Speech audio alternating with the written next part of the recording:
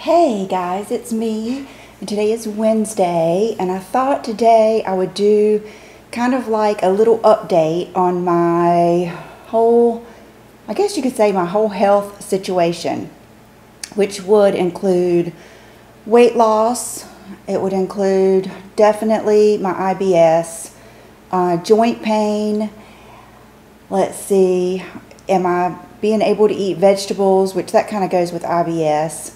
And just everything. I will start off with what I am eating now. The first month or so when I started doing these videos, I was really trying to incorporate some type of vegetable in my meals, at least, gosh, at first I was trying like at least 2 or 3 times a week, and I was having just problems.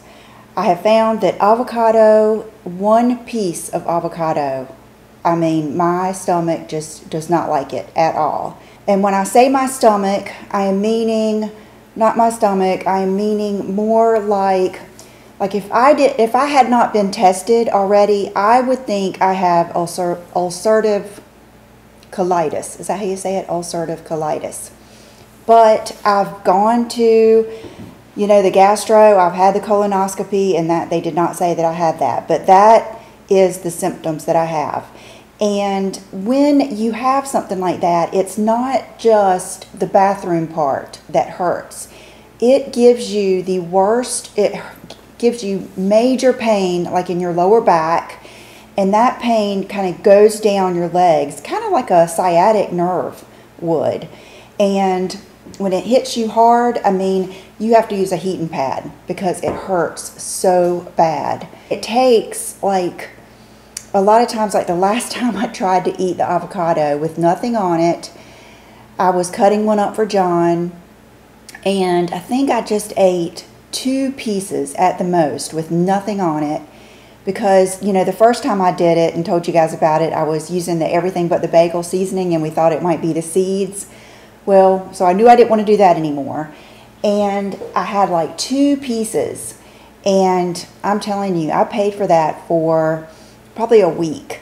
Every time that happens, you know, it's very discouraging. Not only is it painful, but it's just like I feel like I've just gotten set back. So I have not been really trying. I've basically been doing a carnivore diet. The only thing I have been able to eat, and my mom, bless her heart, we were reading about ulcerative colitis, and we read where cabbage juice and cabbage is a good thing to eat. So she has made me cabbage and kielbasa, and it was so good. You guys, if you only knew how bad I would love to eat just a big old salad, or, you know, just so many different things. One day I did eat asparagus, and I don't think that hurt me that bad too. I think that I could probably have 1 or 2 pieces of asparagus, but I will get to that in just a few minutes. So when I had the cabbage, and I took a picture, I'll put it in here, it was so good. She had cooked it down real good. She had cooked the kielbasa in it, and it was delicious. And nothing happened that night, nothing happened the next morning, but that is the day that we took Bridget to the vet.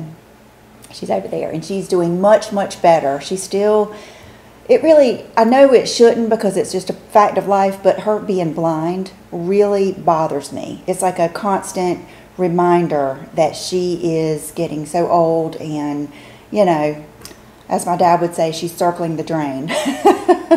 And I don't know how long she'll circle, but anyway, she's still on her antibiotic, and she's doing much better. She is eating. And then a couple of you had asked me about, you know, maybe feeding her baby food or something. She can't have anything with any protein, period. And then she also can't have like the flea pill that we used to give her. There's just certain things that is filtered through the liver that can poison her system. So that's why, you know, we have to stick with what they tell us, and we give her a wet food and a dry food that's meant for, you know, the liver issues. So that next morning is when we did that. And then, you guys know, we have been dealing with the house. I really underestimated what a big deal it was going to be. And I know it's going to be worth it, and I'll get over it, and it's part of life, but I kind of underestimated what a big deal it was going to be to sell your house, to show it, which we only had to do that a week. We were so blessed. But to show it, to, find a house to rent, which was, I'm telling you, just finding one you like was a miracle. And then the hoops we had to jump through, and the cost and the meetings and everything else. It was just like nothing like I remember from my renting days when I was young. Got to worry about packing, and then we had to worry about repairing anything that we needed to repair. All along, I'm making videos, and I don't have anyone helping me. Most people that have been on YouTube as long as I have, and that are posting this many videos, have someone, at least their husband, their boyfriend, someone helping them edit videos. Well, John, I love him. He is so talented. He's brilliant, but he is not, he and Will both have computer, analytical, just black and white minds. They are not creative. I don't know, Will is very artsy too. So anyway, John, there's no way. I would have to tell him every step, and then he would want to argue with me why I don't do it some easier way that he finds or something like that. So I don't have anyone helping me. And I'm getting to a point here. Then the whole, pandemic, which is stressful, and Will having to do homeschooling or virtual schooling. That's, somewhat stressful. I'm blessed that he is very, very, very smart and is able to do it. But what I was going to say is all of these things combined have just wrecked my system. And if you out there have IBS, you know the biggest trigger to IBS is stress. You cannot help it. You cannot, I have tried this, that. I mean, I don't know what I could do to not be stressed. And I think, looking back, every time, I've told you before, every time I would go out of town, it would flare up real bad. And I thought it was because I was taking a can of nuts, which that didn't make it any better. But when you are stressed, it is just a big, big trigger of all of your gut problems. So I have been dealing with that. So I have had to be very, very careful with what I am eating. My stomach did get upset after the cabbage, but not in the way that if I was really allergic to that or my body was really rejecting it, it wasn't in that way. So I've asked her to cook some more for us, maybe this Sunday or whenever, and which I know I can cook some, but my mom doesn't mind, and then that gives them that to eat too. So that really makes me feel good that maybe I can eat that, and the cabbage is actually supposed to be good for, my symptoms and everything.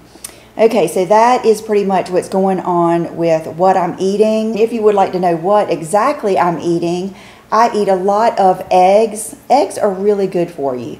They have a lot of good things like for your melatonin, serotonin. Just eggs are good. I think people have given eggs a bad rap, but I eat a lot of omelets. And let's see, when I usually fix eggs, I will fix, like the other night I fixed Will spaghetti and meatballs. And the meatballs are just some that I buy. I get them at the grocery store. They're already balled up and you just cook them in the oven, and they're made from pork. And so what I try to do is, like that night, I saved some out for me, and I had the meatballs with my omelet. And I do put cheese in my omelet. I'm not one to just eat a lot of cheese like I used to. When I was on the Atkins diet, I would just eat pieces of cheese or those little round Baby Bell cheeses or something.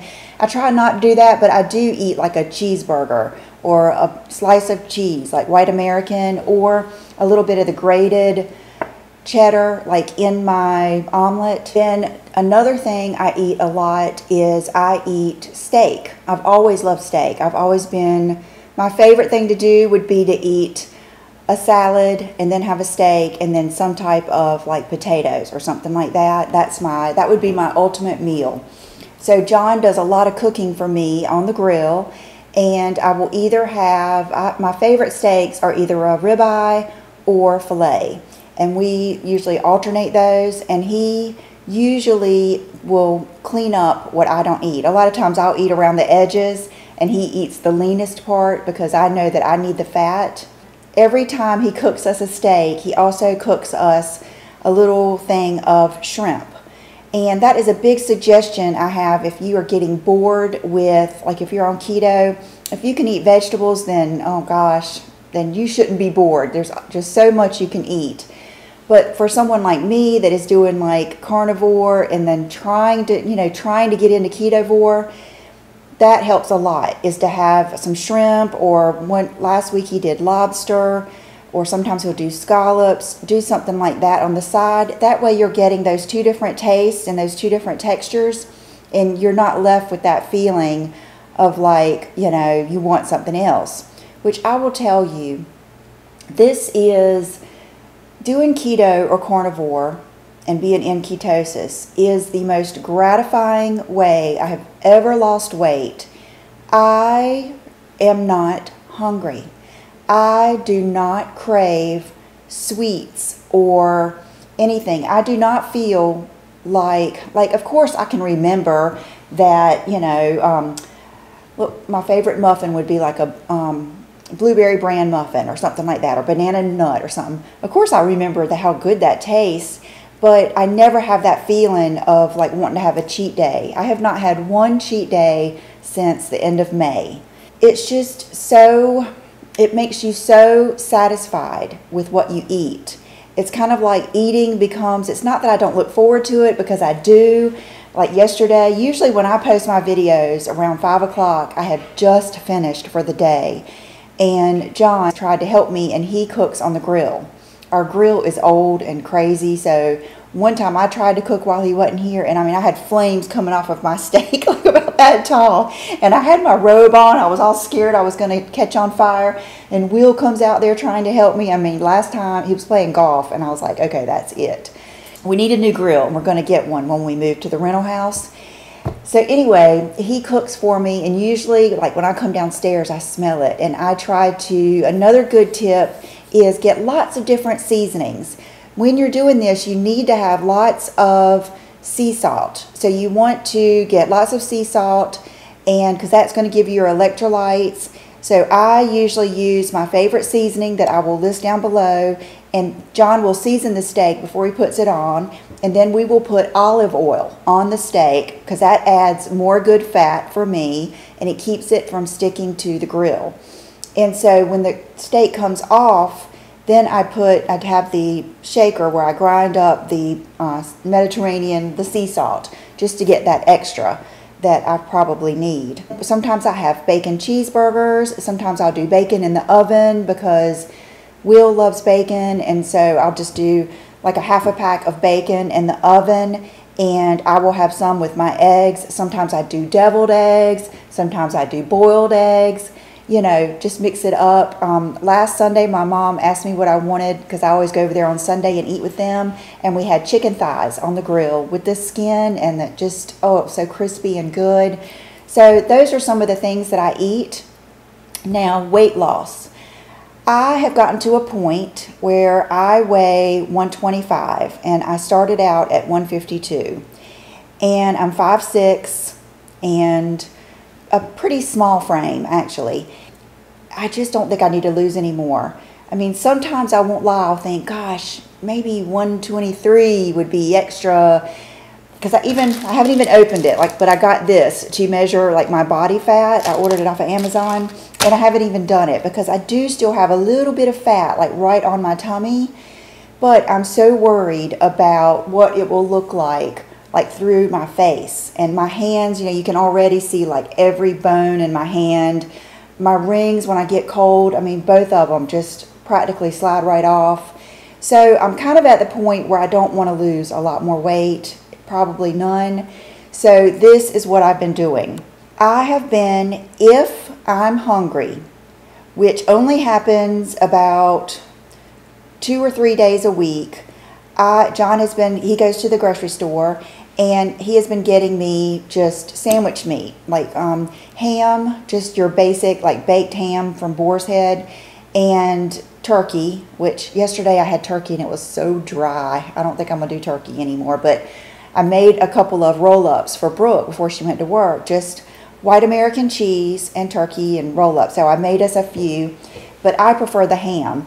And like this morning, I had one piece of ham rolled up, and then I had one piece of ham and cheese rolled up. And so I will have that for breakfast. I do not have any snacks at all, no nuts, no anything, and I will have lunch.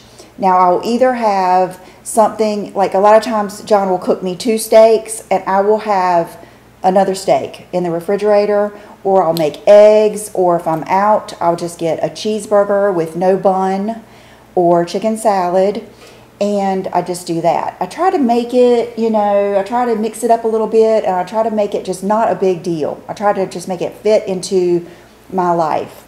So that's what I have, and then we eat usually around 5:30 or 6 o'clock, and then I don't have another thing until the next morning or lunch. But that has kind of stopped me. I touched 124 one time, and then I went back up to 125, and I have just been hanging steady at 125. So I kind of feel like this is maybe where I'm meant to be. So I'm not really trying to lose a lot more weight. Now, in the past, what would happen now is I would think to myself, okay, I can have one cheat day, or I can start doing this and that. But it's just not about the weight loss with me right now. It's about my issues, and it's about feeling good. It's about not being sore all over. I just feel so much better when I don't eat junk. And if my dream would be to find a way to be able to eat vegetables, like maybe every other day, and I'm still working on that. I'm still trying, you know, a lot of people ask me, you know, what I take as far as like vitamins or supplements, and I don't really want to get into that yet because, for one, what I take is what my gastroenterologist told me to take for my specific issues. So I don't want to, you know, promote everyone else going out and getting that, because it might not be what you need, and it might even make things worse or whatever. And I've checked into some functional doctors here in town, and it just didn't, let's just say it wasn't Dr. Berg. But I think what I'm going to do is, as much as I hate it, I just went to my regular doctor, and I'm fine. My cholesterol is fine. Everything's fine. He told me if we ever had a question, that if my cholesterol did ever go up to where he was worried about it, that they would look at the rest of my fitness, and they would do like a cardiogram or something. But he said, I don't need to do that now. And he was I was ready for him to like really fight me on the whole carnivore thing, but he didn't. And he said that, you know, he had heard a lot of people having good luck with keto, the Mediterranean diet, and carnivore. And even in the ulcerative colitis article that I was reading, that my mom and I were reading, it did say to maybe try carnivore for like 3 months, just to give your system a break, because it's just hard for some of us, it's hard for our bodies to break down the vegetables. And I've already, you know, gone into, I will link my playlist down below, but I've already gone into the plant toxins and stuff that you just wouldn't believe.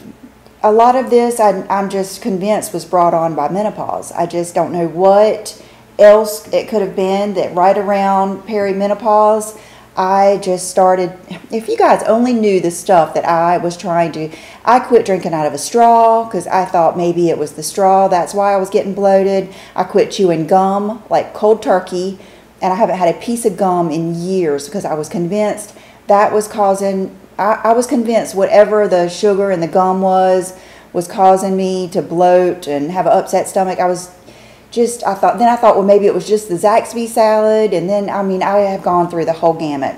And then I ended up getting the colonoscopy, and I've taken my stool in. I've done everything. So, and I've been to the gynecologist. I've had the scans. I've had the CT scans. It has been like an ongoing thing. I can't let what people say to me dictate what I eat, because it's my body. And if I'm in pain then, you know, I've got to deal with it. So I've got to eat the way I've got to eat. And when I share this stuff with you, I'm not saying this is for you.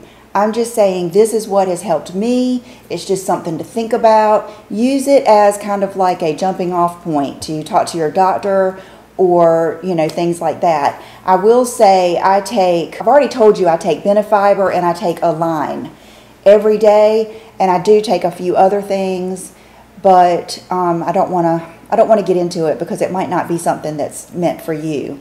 I don't know if any of this helped you at all. I kind of just wanted to give you an update. I've had people ask me, you know, how is keto going and stuff. And something else I wanted to say too is, you know, keto can be so exciting and fun. Just make it your thing, especially if you can get your husband or family to do it with you. There's so many great recipes and there's so many good things you can eat. Don't look at what I'm eating and think it's so boring, because I'm kind of a boring eater anyway. You guys know it doesn't matter if it was chicken fingers or blueberry muffins or whatever. I like to eat the same thing every day. I am a routine person. I love it. It's a safe space for me to eat the same thing every day. Don't think you have to. If you have someone do it with you, boy, you can make all kinds of different recipes. See, I can't use almond flour because it still upsets my stomach. But if you use almond flour, you can make all different kinds of things. So Pinterest has the best recipes. So there is my little update on that. My hair today is it third day hair? 1, 2, 3, third day hair. It is barely dirty. It is the weirdest thing.